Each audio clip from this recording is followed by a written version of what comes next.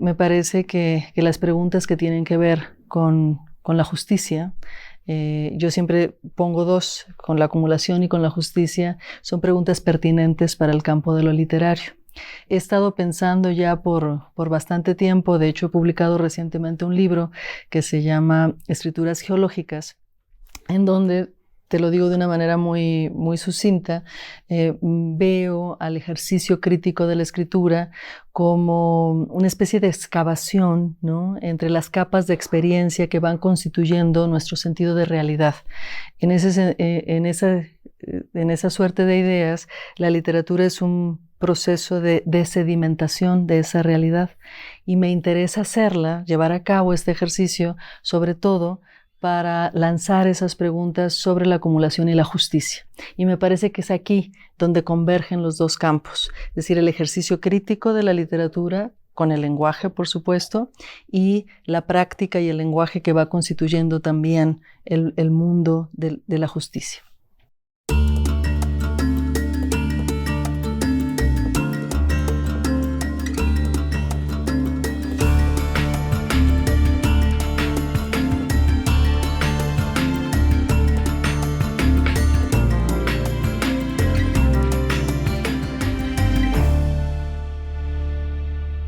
Precisamente por esta serie de ideas que estoy compartiendo respecto a la práctica en general de la escritura, me parece que un libro como El Invencible Verano de Liliana tiene completamente lugar y sentido dentro de mi propia práctica.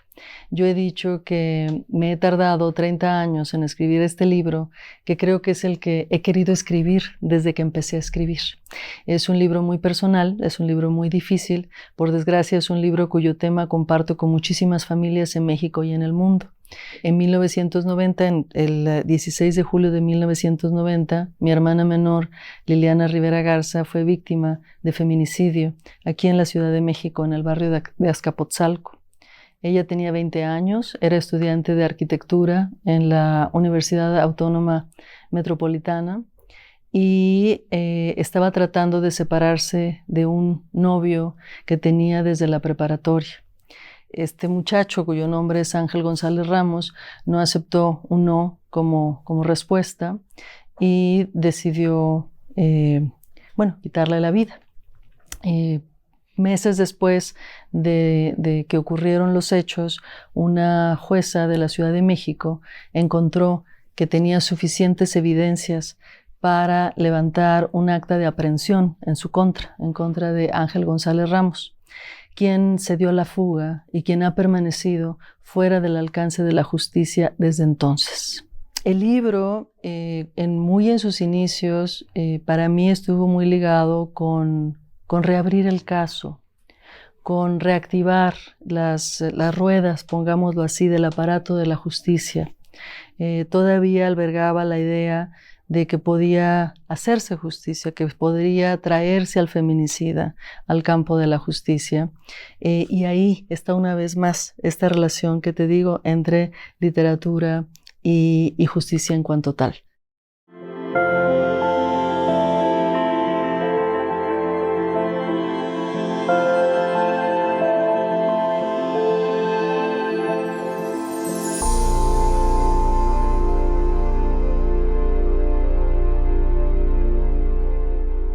La narrativa patriarcal sobre el feminicidio parte de y contribuye a acallar las voces de las mujeres, las voces de las víctimas en particular. Cuando yo me propuse escribir este libro, quise hacer precisamente lo contrario. La voz de Liliana, la experiencia de Liliana tendría que ser el centro y la verdadera protagonista de este libro. Pude hacer esto gracias a que finalmente me atreví a abrir las cajas de cartón donde nosotros habíamos colocado las pertenencias de mi hermana. Yo andaba buscando en esas épocas algo muy simple y muy humilde. Quería alguna agenda, una indicación que me permitiera localizar a sus amigos de entonces. Cuando abrí las cajas y vi que estaban ahí cartas de mucho tiempo atrás, cartas que había recibido, cartas que ella había escrito, notas, postales, planos, todo eso estaba ahí. Todo eso constituía un archivo, que ahora he llamado un archivo de los afectos, un archivo que va más allá del alcance institucional, un archivo personal vivo de Liliana. Esto fue lo que me permitió finalmente poner su voz en el centro del libro. Pero esa voz iba rodeada también de la serie de relaciones que la hicieron a ella como nos hacen a todos nosotros. Estaban sus amigos, había parientes, están mis padres, y dije, todos ellos pertenecen, todos ellos tienen un papel que cumplir, todos ellos tienen un posicionamiento en contra de esta narrativa que nos ha obligado al silencio por tantos años. Entonces es una decisión estética, ciertamente, esta especie de coralidad que rodea el mundo de Liliana, pero también es una decisión política. No somos individuos solitarios, somos parte de comunidades más amplias. Nos debemos a y nos constituimos con este tipo de relaciones. Para mí era muy importante que el libro acuerpara esta realidad. Y era muy importante también que todas estas voces juntas en interconexión constante nos permitieran dudar de esta verticalidad de la noción autoritaria y patriarcal que ha rodeado a estas narrativas que naturalizan la violencia. Bueno, a mí me parece fundamental, triste y fundamental a la vez, terrible e importante al mismo tiempo, que se haya creado, por ejemplo, la Fiscalía de Feminicidios en México. Es triste, por supuesto, porque esto nos da la idea de lo numeroso, de lo terrible que es esta condición, pero por otra parte también nos indica que poco a poco, no tanto como desearíamos, pero al menos hay esta intención de ponerle la atención adecuada a la situación por la que atravesamos. Yo he tenido varias conversaciones con Sayuri Herrera, que es la fiscal de feminicidios en México. Me ha ayudado mucho a entender el proceso de justicia, de procuración de justicia, sobre todo en el caso de feminicidios, y me ha hecho entender también los distintos tipos de justicia a los que hay que ponerle atención, no solo el aspecto punitivo, por ejemplo, sino también el más amplio que tiene que ver con la restitución del daño. Entonces me parece que eso es importante que exista. Me parece también muy importante que una vez que exista la institución, esté el apoyo en términos de financiamiento, en términos de personal, porque no es un dato menor, no es un elemento menor de nuestra vida cotidiana, es un problema fundamental, esto va al corazón de lo que somos.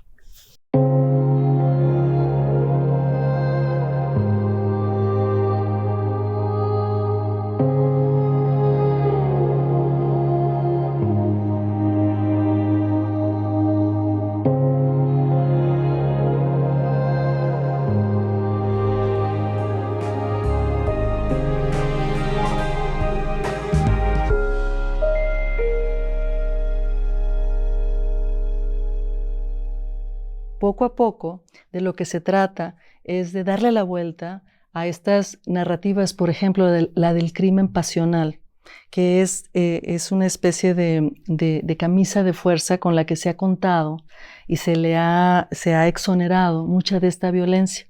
Esto no es nuevo en México. Especialistas en el campo de la historia han detectado la presencia de esta narrativa del crimen pasional desde el siglo XIX. En general, de lo que se trata, la justificación que se le ha dado es que se dice que un hombre que está sobrepasado por emociones violentas pierde el control sobre sí mismo y entonces comete este tipo de atrocidades.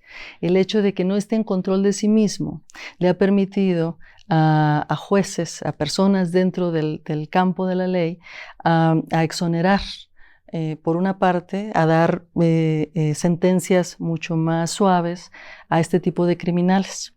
En esta narrativa del crimen pasional, lo que nos está diciendo es que la mujer, la víctima, es la culpable, es la que genera esas emociones violentas y entonces el perpetrador es siempre disculpado. Existe, por otra parte, también la conducta de familiares, de amigos, de vecinos, que muchas veces se hacen, como decimos en México, de la vista gorda, que prefieren o no tocar el tema o, una vez más, exonerar al responsable.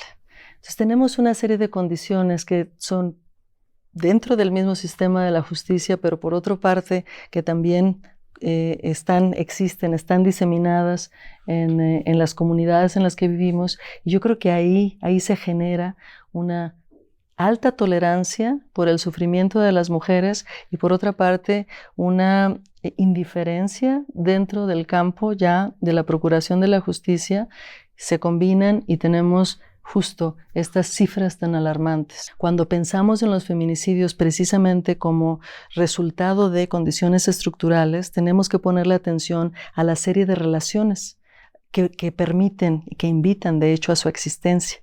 Si hacemos eso, tenemos que ir hacia las palabras de las mujeres, tenemos que ir hacia sus experiencias con sus familias, con sus vecinos, con sus amigos. De otra manera, si nada más ponemos atención al feminicida, lo que estamos diciendo, esta es una violencia que surge, un poco como la narrativa del crimen pasional, que surge de manera inesperada y que nos inunda y nos confunde. Creo que ese no es el caso. Y por eso me parece importante tener una posición crítica. Me refiero en términos literarios, pero también en términos ciudadanos respecto a este tipo de consideraciones. Todo parece indicar que Ángel González Ramos huyó de México junto con la anuencia de su madre y sus hermanas. Y aquí ese es un punto muy, muy delicado. Su familia conocía a mi hermana, la habían visto. Esta no era una relación de poco tiempo, era una relación de bastantes años. Y sin embargo, si se llega a comprobar que esto es cierto, lo que nos está diciendo estos datos es que tanto la hermana, tanto la familia cercana como los amigos estuvieron al tanto del crimen. Sabían lo que había cometido, sabían que este individuo estaba huyendo y sin embargo callaron. A mí me parece que aquí hay una conversación delicada y pendiente sobre el lugar en términos de la justicia, sobre el lugar que ocupan, ¿no? Este tipo de apoyos de los que se sirven los perpetradores una y otra vez. Cuando el vecino calla, cuando la madre protege, cuando el abuelo los esconde. ¿Sí? ¿Qué vamos a hacer con este tipo de cosas? Porque evidentemente hay ahí un obstáculo para el cumplimiento de la justicia. Finalmente están protegiendo a un criminal.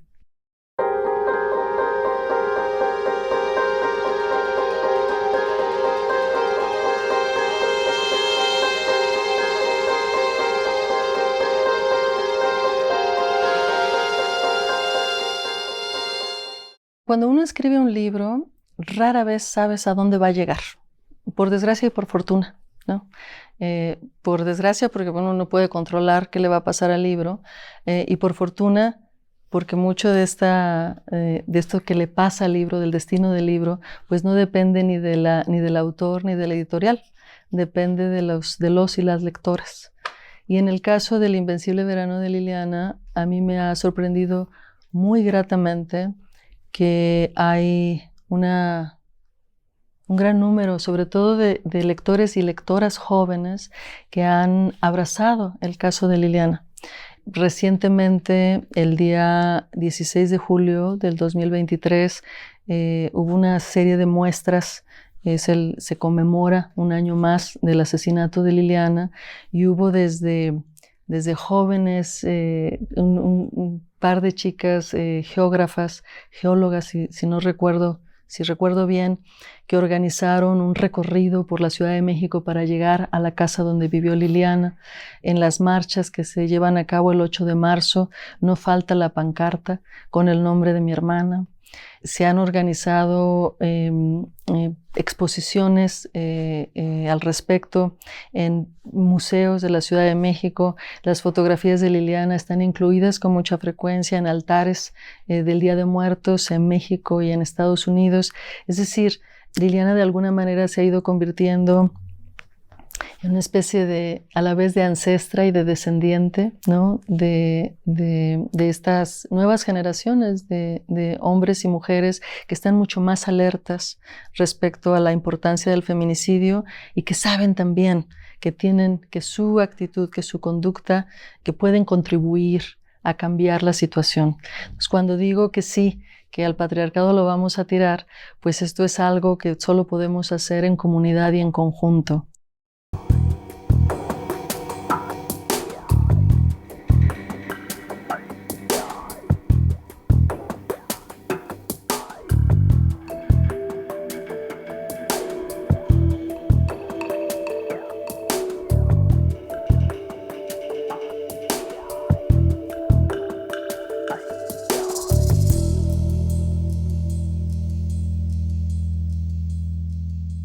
Los datos duros no nos dejan mentir.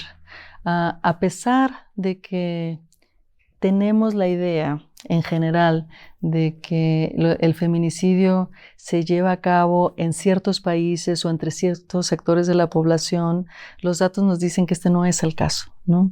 Es cierto que en países como México y Honduras, entre 10 y 11 mujeres son asesinadas diariamente por sus parejas íntimas.